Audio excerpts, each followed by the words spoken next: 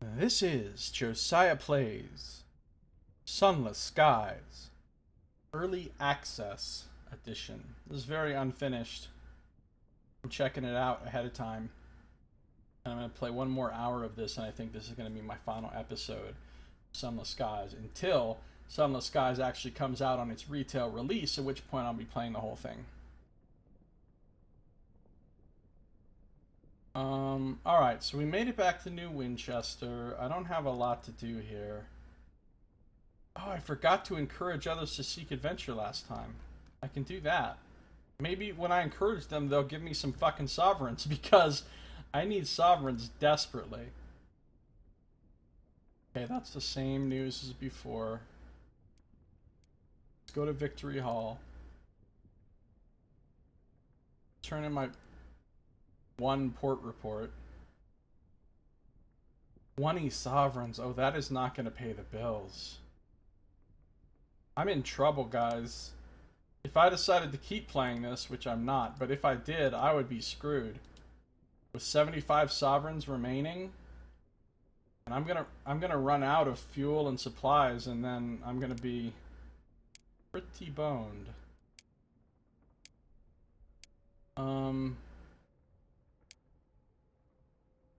Maybe I shouldn't have bought this thing for 300. That was a poor decision. Or wasting all that money that I wasted on the stupid find the bird thing and then failing at 96%. Alright. Let's, well,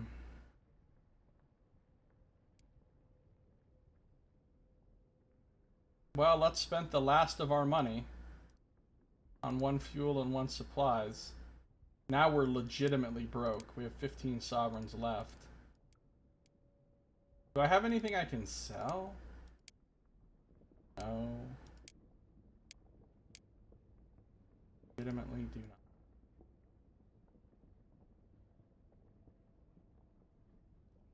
Sky Stories. Tale of Terror. Alright. Let's see if we can encourage some people to seek adventure. At the round table, a returning skyfarer is always the center of attention. Your tales could inspire listeners to settle at other ports. The crowd gathers to listen to your tales. Your stories of daring escapes on the Isambard line. A shriek of metal, the spark of blasted metal amidst the stars, go down almost as well as the table's whiskey. Ambition dawns in several bloodshot eyes. Some might even follow through on it when sober. And I lost 3 of my 5 sky stories. But I did just get an opportunity to transport a settler, so this could be a way to get some money. Would-be pioneers clamor at the station, eager to make their fortunes amongst the stars. Oh, cool. I know where Titania is. Simply must move to Titania. From everything I've been given to understand, it's altogether divine. You wipe your hand on your trousers after shaking his disquietingly sweaty hand. This is it, isn't it? Leaving the safety of New Winchester, really going out into the world. Ah, aha! Here we go then, eh? Alright, he wants to go to Titania. That's not a problem. That's not a problem at all. Well, that's the only thing I can really work on right now. That's done.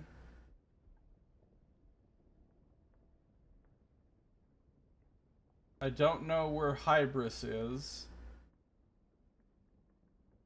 I don't know where to get the other information about the assumed identity. So delivering this settler is the only thing I have to do, besides just randomly heading off into the void, like this direction or something, and seeing what I find. But if I do that, I might not find anything, and I might waste the rest of my fuel and supplies and not make any money and be screwed. Of course, it doesn't really matter since I'm not going to keep playing, but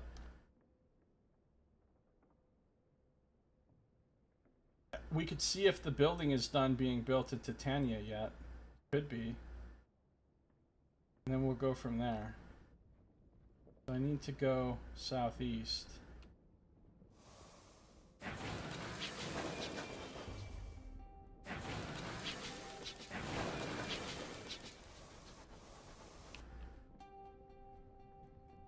Ah, the Winchester War thunders on. Something has changed. Read the New Gazette and New Winchester to learn about recent events in the war. A wild-eyed stoker complains of an importunate tapping at the windows in the dead of night. Your first officer listens sincerely before checking with the quartermaster that there is sufficient space in the brig. A wave of warmth comes from the galley stove, kept lit to keep the cold at bay. A stoker holds their hands over the hob.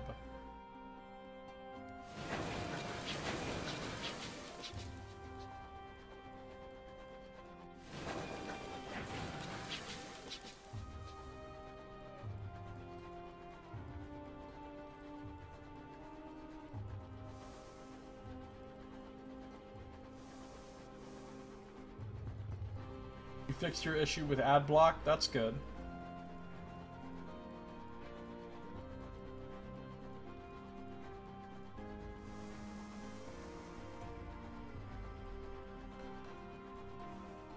Big rocks over here. Let's try not to crash into them.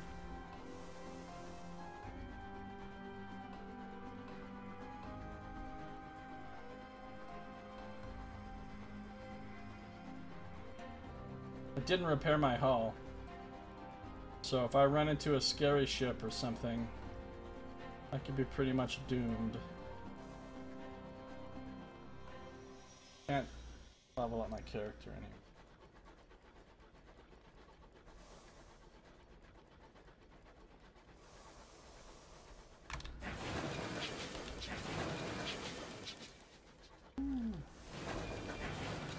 Hopefully that ship is friendly. No! No more crashing. No more crash into rocks.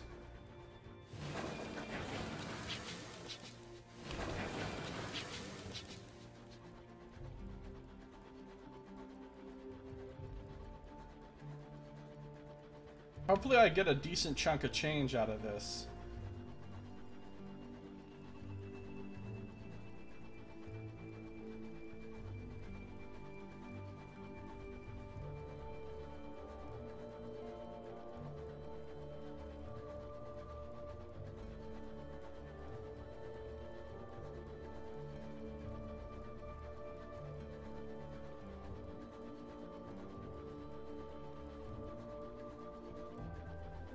The sky winds are calmer here, lazy breezes prickled with pollen.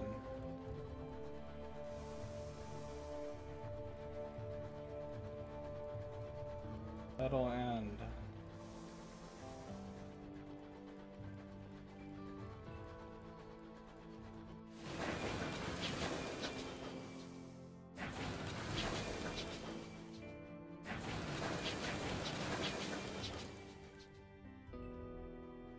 Change of heart.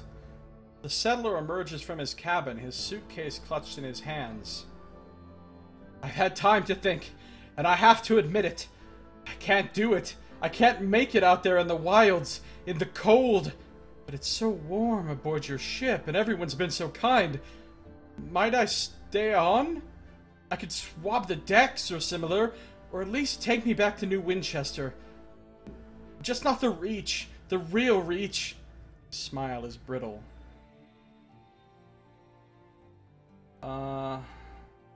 Maybe he's not cut out for your peripatetic lifestyle. Maybe he's better off on New Winchester. Maybe he's just being silly. Or I could let him sign on. Your locomotive has room for all. But does it? I'm on max crew. Wait, how is my crew 11 if my max crew is 10? He moves as though to hug you, and then thinks better of it and salutes instead. You won't regret it! Fetch me a mop, a bucket, point me in the direction of grime! I'll do you proud. And I'll never have to go outside again! You send him to his bunk with a hot cocoa and several thick manuals on locomotive safety procedures. Now I can inspire more settlers. So my crew is now 11. How does that work?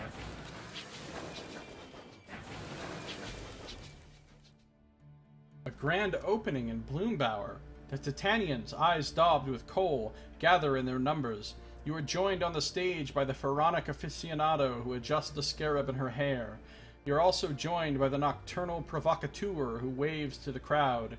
The troupe at the Saturnine Theater wait inside for the curtain to rise. The rhapsodic mayor presents you the ceremonial scissors. Ooh, ceremonial scissors. Cut the ribbon for the Saturnine Theater. It is complete! Oh, 100 sovereigns. Thank you. Wait a minute. If they couldn't afford to build the building such that I had to pay them 50 sovereigns for the building, why can they now afford to give me 100? I don't know. Let's not think about it. Who's there? The public cheers and rushes in to take their seats for the theater's first production. It is Hamlet, set in a deep winter Denmark. Denmark hype. Where's my son Gniff at? Hamlet's my favorite Shakespeare play. The performers must rely on candlelight to get them through the unedited 4-hour tragedy. The candlelight plays nice tricks across the actors' faces. It may be a curious choice for every actor to have their eyes made up like Horace's, but so be it. The shadows cast by the flickering light introduce an added element of uncertainty as to who can overhear what, and the sword flight, I think they mean sword fight, is a merry riot of confusion. I like The Tempest a lot too, Sato. I did Caliban's monologue for a couple of auditions back in the day. I don't remember it though. Not much of it.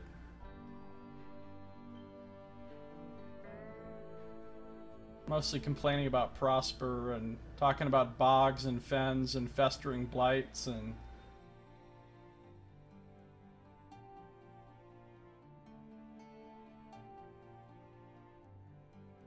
Alright, Saturnine quality. You've gained 100 sovereigns. That'll keep us afloat for a little while longer. What does this mean? It's obviously Latin. Desire, des apis. And the air will sound a different song. The playing of indolent harps no more, but the furious beating of wings which are the hymns of carnage. Lo, how the multitudes scatter before it. But there is no safe horizon to which they may flee. For the chorister hive is now the sky, and the sky does crash upon Titania.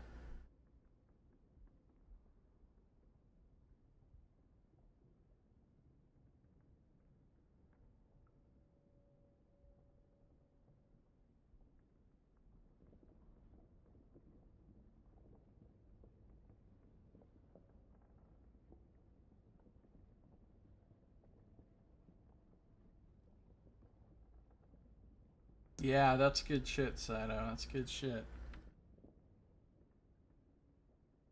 Did you guys know that I was the vice president of the Shakespeare Club at my high school, even whilst being a homeless criminal? We had a Shakespeare Club, and I was the vice president of it. Pretty strange when you think about it.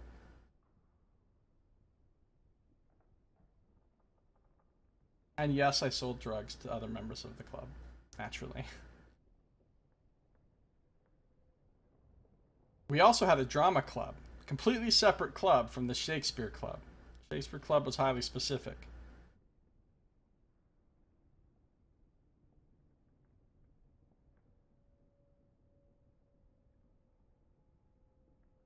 I like almost all Shakespeare. I'm not such a huge fan of all the sonnets. But I mean, his plays, I like all his plays. I would be happy to perform in a production of any of Shakespeare's plays. Yeah, the Tempest, Macbeth, Hamlet, those are all really popular ones. But his historical plays are really good too. Like Richard IV. Richard IV is one of his best plays, I think. And kind of underrated.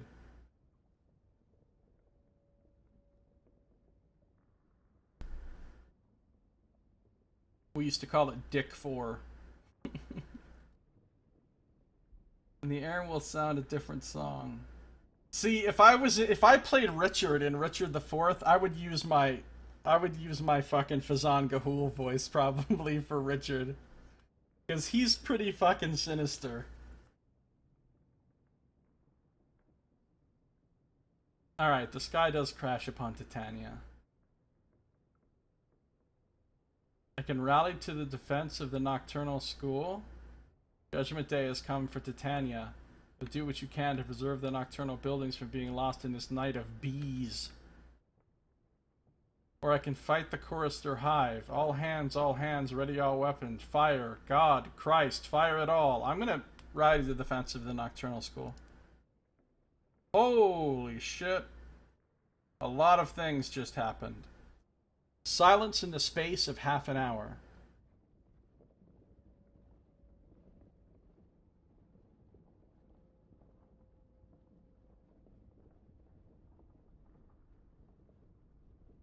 Plain song drowns the lamentation, and the fury in the mind. All the world joins death's hymnal, those who proudly defy their fate, and those who beg for wretched mercy, those who raise their arms, those who buckle their knees. The chorister hive takes the lyrics of poets yet unwritten, the unsung songs from lips now forever silent. It is only iron and fire that quietens the voice of carnage. But lo, the song ends only by its own accord. Once the nectar is gathered, the hive departs. There is a lasting silence. Okay.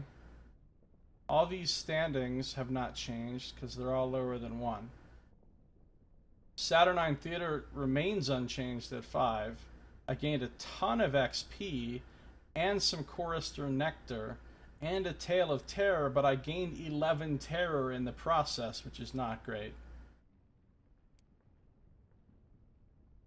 So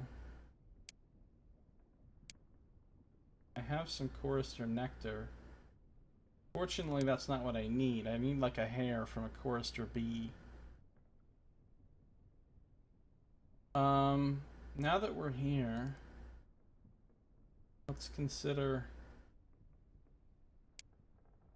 my crew. Look, it says 10 right here for crew limit, and yet I have 11. So don't ask me how that works. That's terrible. I see what you did there, Nox. See what you did. How much money do I have? 115 now. Undeveloped. Bloombauer. Others have wide voyeuristic windows. Sandstone obelisks line the road, painted in gaudy red and blue and green and gold. The homes are equally lovely. They could have been plucked from some faraway idyll on Earth, rather than here in the high wilderness. I can judge a competition at the Saturnine Theater. I can tour with the Rhapsodic Mayor. How's everyone getting on? In Valentine Square, I can get a port report. Let's do that. The walls are lined with blueprints submitted by the mayor's perfumed parliament. The Rhapsodic Mayor smiles fixedly at the designs. Hideous cost, but tremendous opportunity. If one building falls, we may erect a new one. It all works out in the end. Port report. We've already read that. Now I can build some of these other things. Astral Amphitheater. The acoustics are designed to amplify every nuance of a rhapsode's voice. The seats are designed to be comfortable through hours of epic poetry readings. The Celestials have even worked in special lighting effects. Pay for the construction of the Palace of Sighs. Oh, I like the sound of that. The blueprint shows a maze of halls and courtyards with detailed notes on the construction of veiled enclaves and the precise placement of cushions around pools. A nocturnal initiative to inspire love stories. I like the sound of the Palace of Sighs quite a bit. I don't like the sound of paying 100 fucking sovereigns, though. I can't. That's not a thing I can do. Pay for the construction of the Empress's Head. It is to be no ordinary pub, but the apotheosis of the English drinking house. Wow, so a drinking house raised to godhood, apparently. The sovereigns shall gather here to sing and search for lyrics in the bottoms of their glasses. Or I can pay for the construction of the Academy of Bloody Arts. There, to survive, they must learn to wield more than pencils and paintbrushes. Oh, this is like a fucking gladiator school or something? Okay, let's calm down with all this. Restoration of nocturnal buildings. If the chorister hive has devastated your investments, it might be wise to repair them. But I need, oh my god, I need a lot of valuable shit. Okay. I could destroy the Saturnine Theater. They can perform their plays in the park. Something else can go in its place. No. I could... Well, I don't really want to do any of these things right now. Edgelord School, yes, Nox. Edgelord School. Let's go back to Bloombauer. And let's tour Bloombauer with the mayor again, now that this has been built, and let's see if anything... The Titanians shuffle wide-eyed through the streets.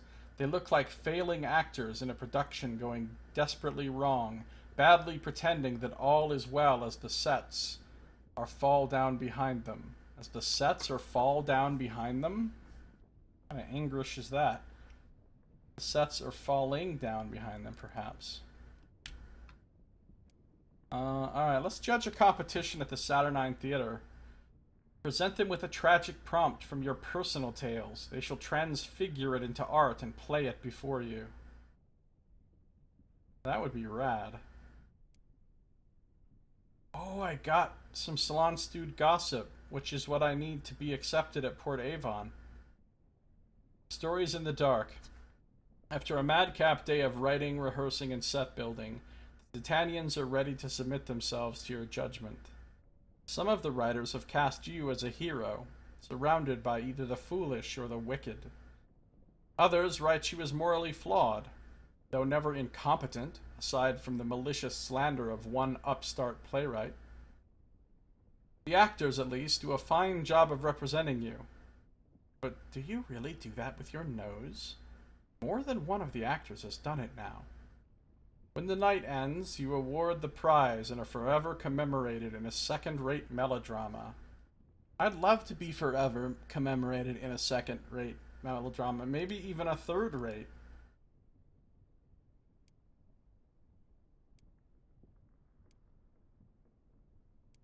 Okay.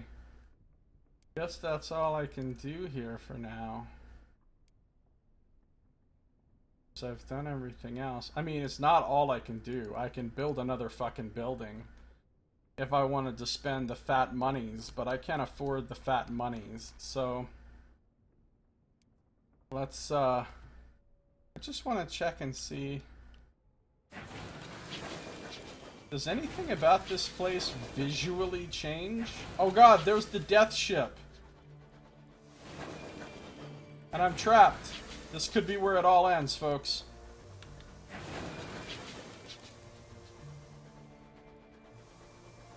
The death ship is coming. No! Does this look particularly more Egyptian than it did before? Oh shit, I'm crashing it. Oh, I thought I could pass over that. I don't know why. It's all darkly darked. Dark, dark, dark, dark, dark, dark, dark, dark, dark, dark, dark, dark, dark, dark, dark, dark, dark, dark, dark, dark.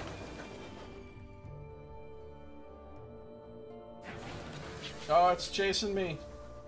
Chasing me.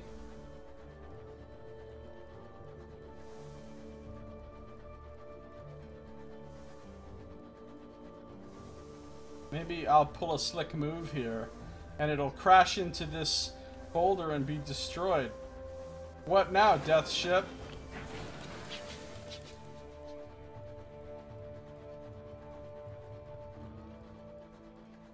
Let's see what happens if I go to the edge of the universe.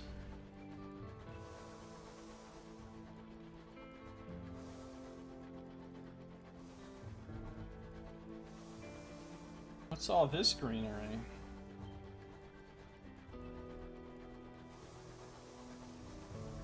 Beneath you stretches a wood as wide as a sea. The boughs groan, the leaves whisper. Cool, but can I get a discovery? The deep wood. I did get a discovery. I need to find Regent's Grave. I need to find a location where I can... Oh, there he is. There's a dock. Trader's Wood. Somerset Camp. Somerset Camp. It's kind of like summer camp, but more darker. This is the Edgelord place, obviously. That was odd. What happened, Cider?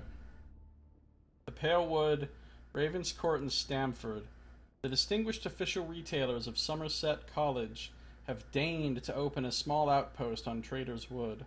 They conduct their business with a hearty disdain for the customer. They'll buy supplies and tea. They'll sell fuel. Palewood Arboretum. The cheery arboriculturalist is studying the flora of the forest.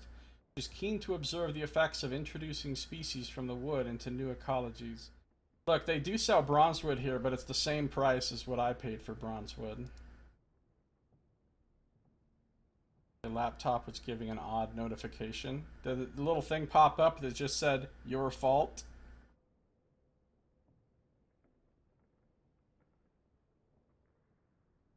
The Palewood. Trader's Wood is sprawling, secluded forest on the edge of the Reach. Few venture beneath its gloomy boughs, and legend speaks of a king who sleeps under the barrow at the wood's heart. This place seems grim. A gloomy forest rises in grave furrows behind the station, where a few tents have been set up, sheltering from the drizzle. Cool. What might be an owl calls from somewhere in the wood. A great stone barrow mound rises over the trees in the far distance. Let's write a port report. There's no one here, but perhaps someone will take an interest in how the wood fares.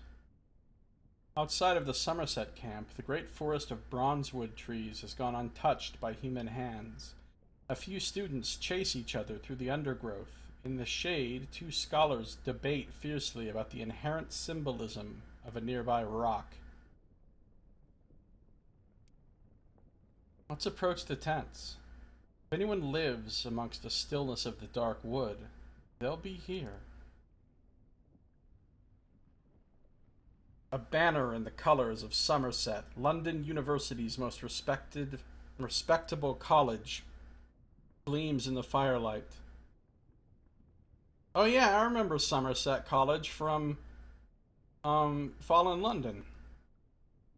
There were two colleges, and you had to choose which one of them you were going to side with and do stuff for.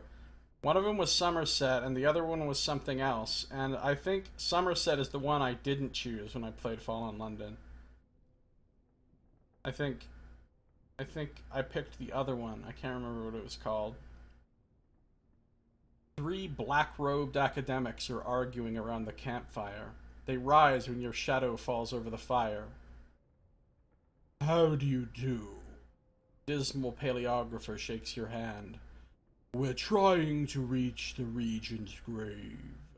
That barrow you can see in the distance. A king of legend is buried inside. His colleagues, a severe young woman and a fey young man, frown. The problem is, the woman, a vituperative classicist, nice, says, we can't agree on who it is. Our progress is stalled, as has our funding. He believes it's Charlemagne. I think St. John, and she believes it's Inanna. Oh, now we're getting into some Sumerian gods. The other young man, a feckless theologian, says, I don't suppose you have an opinion. Oh, cool. Well, I can decide who I think it's supposed to be, huh? I could suggest that the king is Charlemagne, the 9th century Holy Roman Emperor, who, according to legend, sleeps under a mountain until he is needed. So, Charlemagne's kind of a funny joke between my friends back in Denver and I mean, my old friends from Denver. We used to play a lot of different role-playing games back in the day, and one of the games we played was called Champions. And Champions is a superhero role-playing game. And it's very dense. It's very heavy rules, very dense character creation. It's all point-based, and you custom make your character from a million options using points, and it's very math-heavy and everything. But you make your superhero character, and you can make them pretty much any kind of character you want. So I took advantage of all these loopholes in the rules to totally power game out my character. And I had it to where, like, he was just an ordinary little scrub, and I bought down all of his stats so that they were all super low, so I got extra points. And then I put all of his powers and everything into this suit of armor, that if he wears this armor, he becomes this godlike being, but when he doesn't wear it, he's really weak. And that, because it was bound into an item, it made all the powers cheaper, so I was able to get even more points, so I was really overpowered. And I said it was Charlemagne's armor. That's where this ties in to be relevant right now. And so I named my superhero character Charlemagne. And he had this thing called presence. And presence was a stat in the game that's kind of like charisma, but you could use it overwhelmingly. So you could do something called a presence attack, which would, like, awe people or intimidate them. And, you know, an ordinary character would only have a little bit of presence, so they might not be able to do that much with a presence attack. But I gave him this enormous fucking presence, like, ludicrously higher than it should be normally. And I just went around presence attacking people, and, like, everyone just had to, like, bow down to me and just totally bend to my will everywhere I went. I am Charlemagne! And my other friends that were playing this game with me thought my character was completely fucking ridiculous. And they made a total joke out of it. And so from then on, for like years, they would bring up Charlemagne as a fucking joke about something that was ridiculous and overpowered and like power gamed to a ludicrous level. So whenever I see anything about Charlemagne, I always think about that. Charlemagne! The height of power gaming in my tabletop RPG career.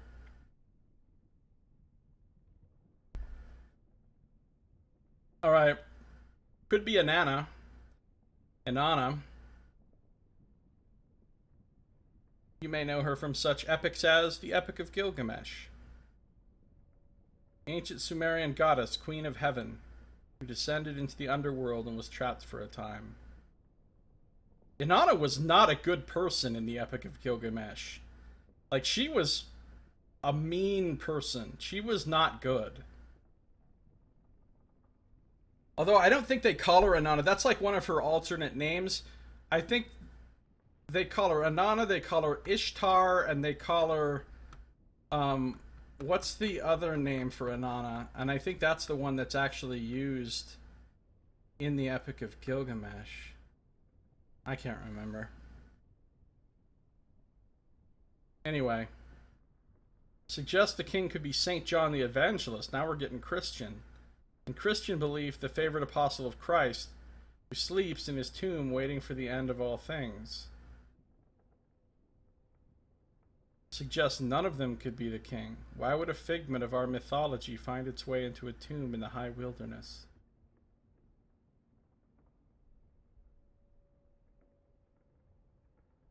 Did you have any real connection to Charlemagne? Did you fight Visigoths? Oh no, of course not. Of course not. I mean, the story of my character was that I actually had the real Charlemagne's armor, and that, like, the spirit of Charlemagne remained within the armor, and my character could become empowered by it when he wore the armor. It was dumb. It was dumb.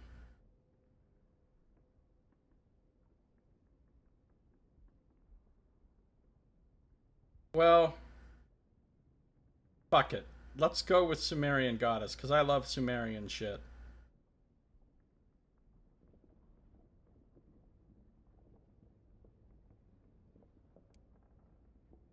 The vituperative classicist smiles with glee and links her arm in yours. Finally, someone with half a brain! The dismal paleographer sighs mournfully. She's going to be unbearable. The feckless theologian walks away to sulk. The vituperative classicist invites you into the camp. Don't mind them. They've been here too long. Hey son, welcome. How you doing?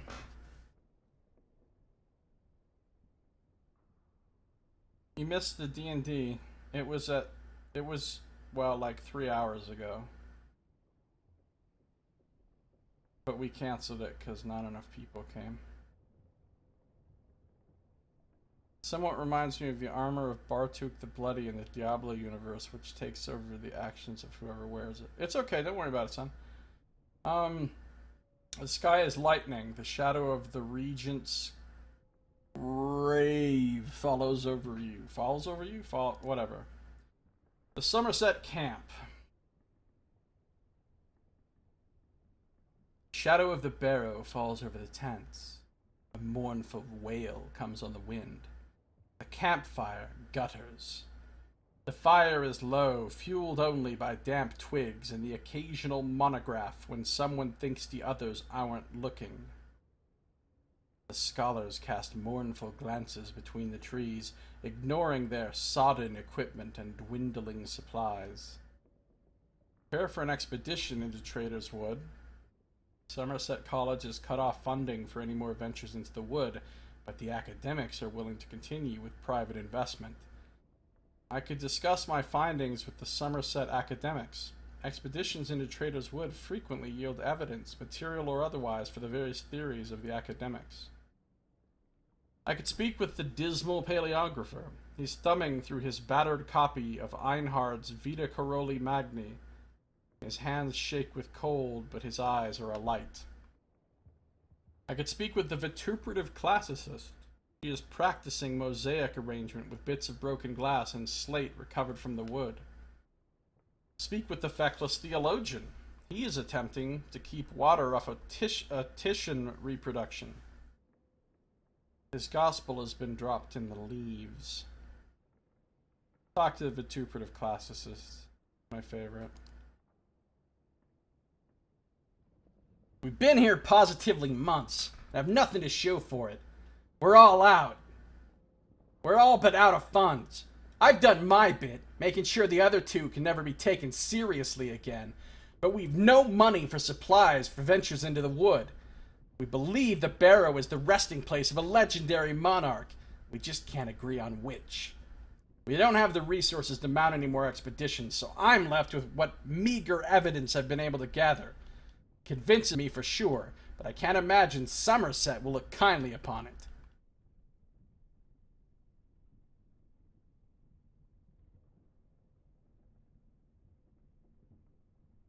Increase your Sumerian theory to hear more of the vituperative classicist progress. The sky is lightning. The shadow of the regent's grave falls over you. Let's talk to the feckless theologian.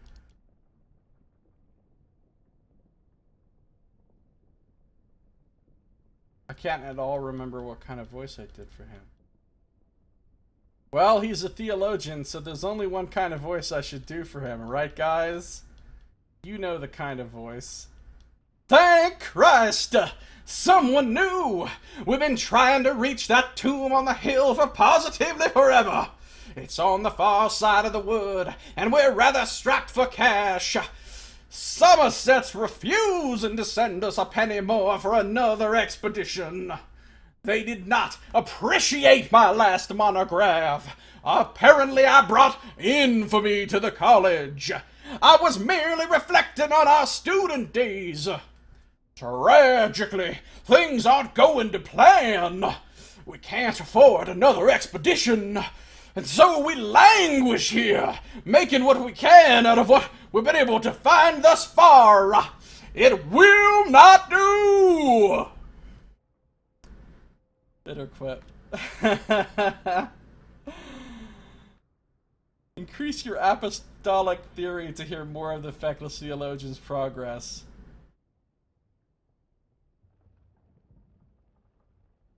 Okay. Tell me more about the dismal paleographer. Attack! I say attack!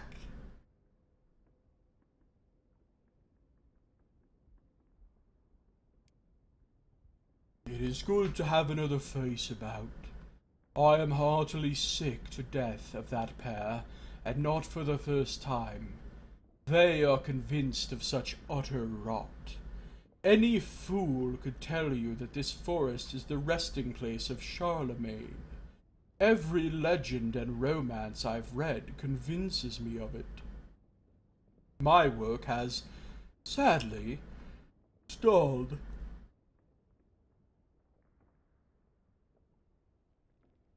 We can't afford another expedition, and so I have found no more evidence that I could present to the college to prove my theory. Increase your Carolingian theory to hear more of the dismal paleographer's progress. The smell of lavender comes on the wind.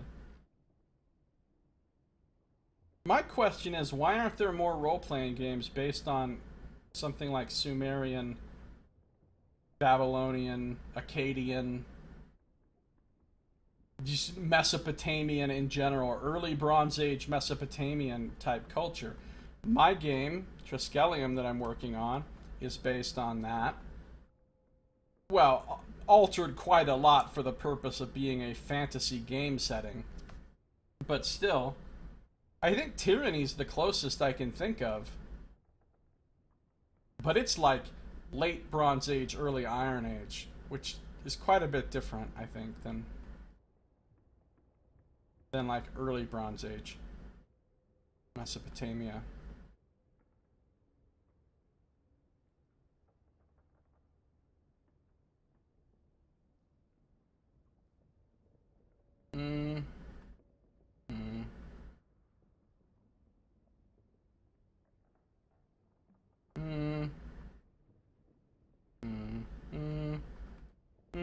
Let's discuss my findings, even though I don't have any findings. Expeditions into Trader's Wood frequently yield evidence, material or otherwise, for the various theories of the academics. Expeditions into the wood occasionally uncover evidence that fit one theory about the sleeping king or another. The Somerset academics are eager to inspect whatever you might find in the wood. Nothing for the moment. You've done all you can for now. There's another new type of stream that I'm going to do soon. In addition to the movie streams, which are going to resume soon, in addition to the game streams, I'm going to do some reading streams, where I'm just going to straight up read fucking stories. I'm going to start with the Conan stories by Robert E. Howard, the original Conan stories. They're pretty short. All of them are pretty short. I mean, a couple of them are longer, but most of them are pretty short, so I could read them pretty quickly. And basically, I'd probably just read one story, one complete short story, and then I'd move on to something else.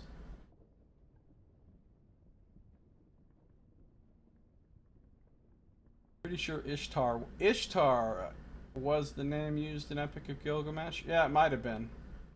It might have been. Or it could be different in different translations, I'm not sure. Probably was Ishtar, though.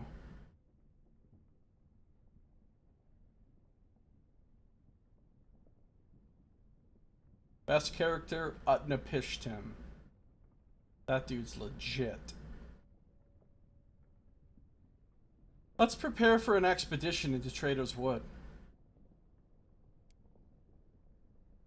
Somerset academics have run out of funding for their lengthy explorations of Trader's Wood. They're looking for evidence to support their theories on the identity of the sleeping king in the barrow. If they gather enough evidence, they hope Somerset College will give them permission to mount an expedition to the Regent's grave itself. You could help them if you were so inclined.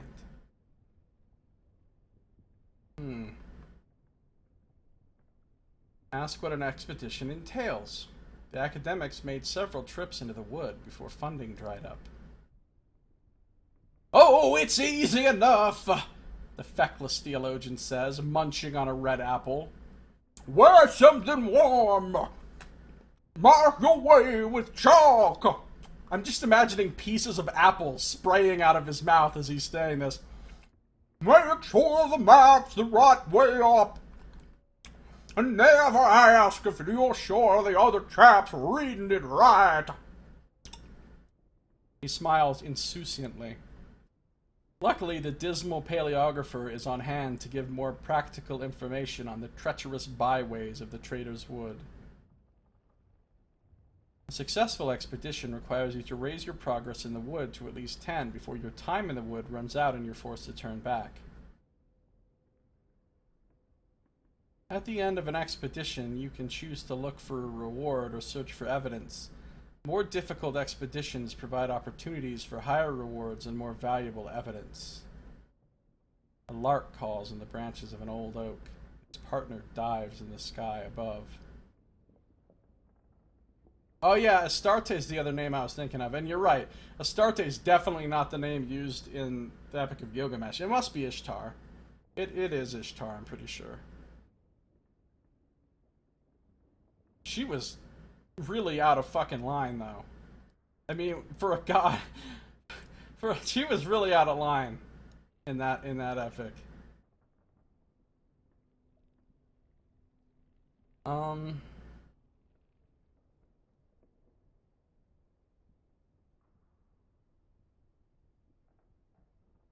At the end of an expedition, you can choose to look for a reward or search for evidence. More difficult expeditions provide opportunities for higher rewards and more valuable evidence. Nothing for now. You're not in the mood for tromping about soggy woods in the dark. Thank you very much. I can embark on an expedition into Trader's Wood. The quarreling scholars are more than happy to provide guides and information if you're willing to fund the adventure yourself. Gather clues to the identity of the Sleeping King and other rewards in the wood.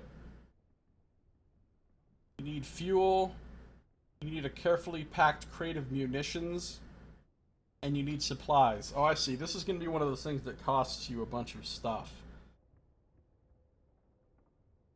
Embark with the Dismal Paleographer. Embark with the Vituperative Classicist. Embark with the Feckless Theologian. I get it. Okay. And you have to raise your apostolic theory, your Sumerian theory, or your Carolingian theory. Yeah, I'm always in the mood for trundling.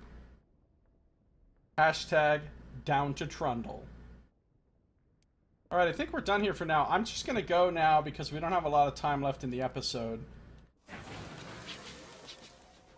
I'm gonna go find out what lurks off the edge of the map. Ooh, look at this, waterfalls coming off the Forsyth spawn.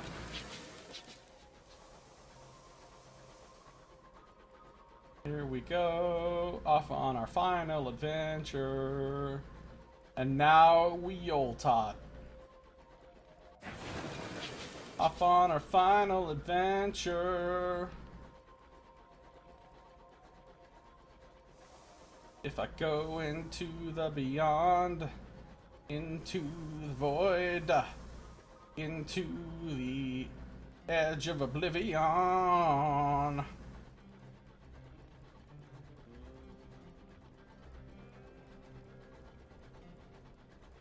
It's the final adventure. Da-na-na-dun, da-na-na-dun-dun, da-na-na-na, da-na-na-dun-dun-dun-dun. It's the final adventure. Chugga chugga chugga chugga chugga chugga chugga chugga choo choo. Oh, we're almost to the edge. We're almost to the edge. We're almost to the edge. We're over the... You can go over the edge? We're almost to the next edge, then. Apparently you can just go over the edge.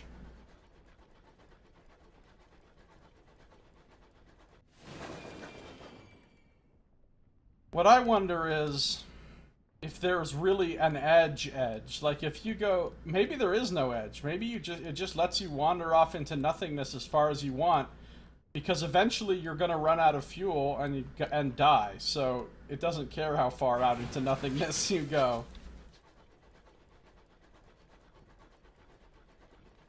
I'm in the next area, guys. It says the next area is unavailable in this build. It just must be empty. This must just take me out. Let's find out what happens if you run out of fuel and supplies. Na na na na. Na na na na na. Na na na na. Na na na na na na na. Na na na na. Na na na na na. Na na na na. Na na na na na na na na na na na na na. Na na na na na na na na na na na na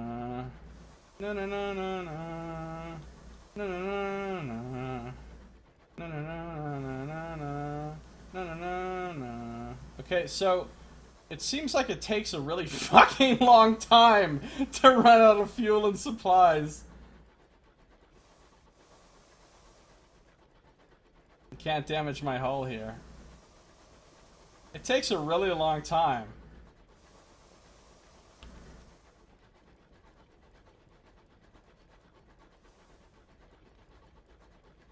Space chugga chugga choo choo. I said space chugga chugga choo choo choo. I said space chugga chugga choo choo. I said space chugga chugga choo choo choo. Space chugga chugga choo choo choo choo choo. Space chugga chugga choo choo choo choo. I said a space chugga chugga choo choo choo. I said space chugga chugga chugga chugga chugga. Space chugga chugga choo choo choo. I said a space chugga chugga chugga chugga. Space is a space chugga chugga chugga choo choo. It takes forever to run out of fuel and or supplies. And or go to the next level of terror, which would be also interesting to see if we have time for this to even happen. You could trundle out her 40 days and you only find sea salt. Space salt.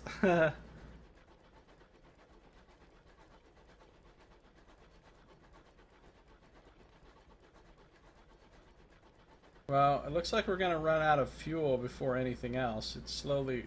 We're on the last barrel. It's the final barrel. Doo doo doo doo. We might hit the next terror thing first, though.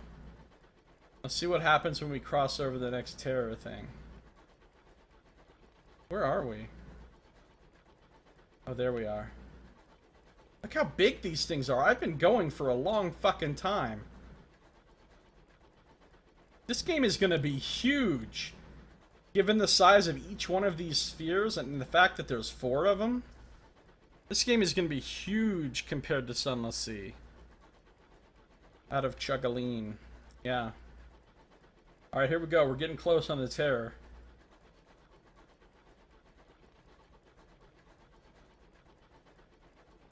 This is the most exciting playthrough anyone's ever seen. Just straight through empty space with nothing happening. Now no one will get matron's milk. Wary, 94%.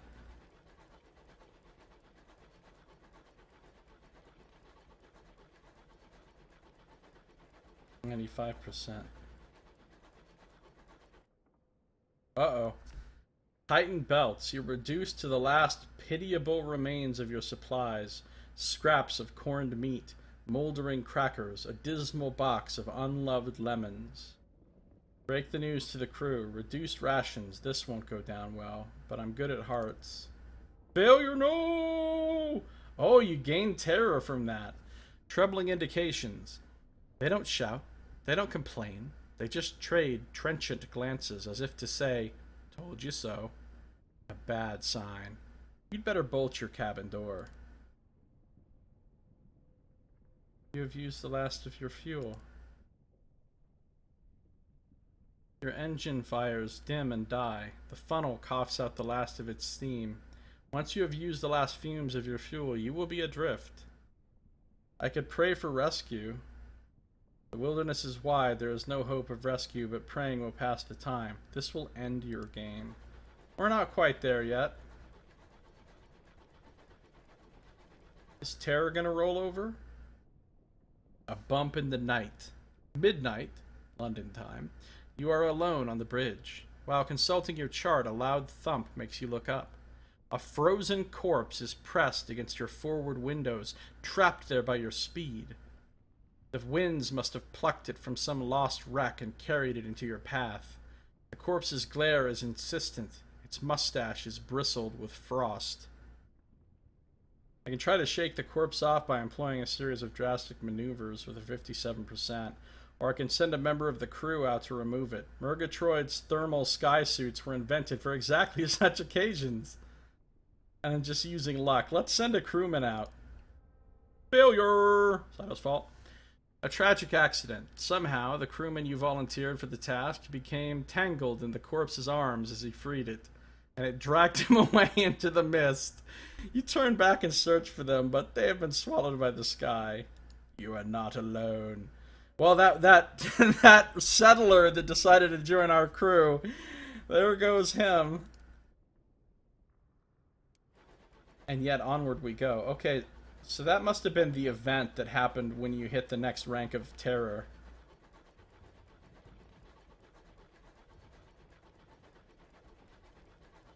I want to completely run out of fuel.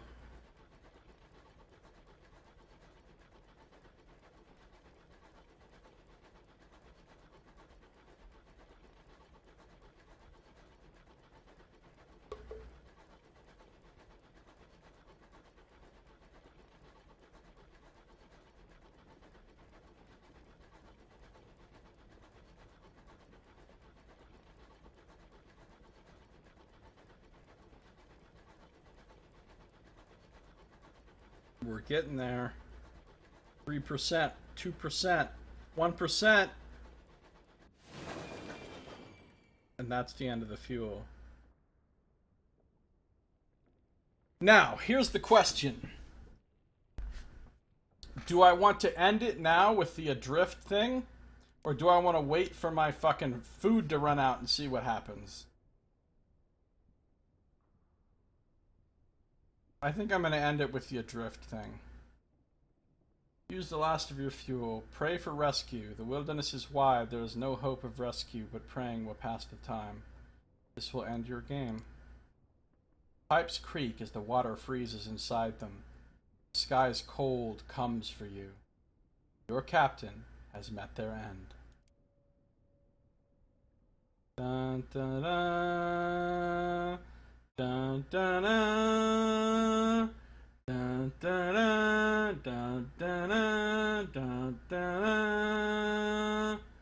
Dun, dun, dun. Na, na, na. Dun, dun, dun. Oh, you can resume from last autosave? Wow, how merciful. Because that would be the last time I was in port.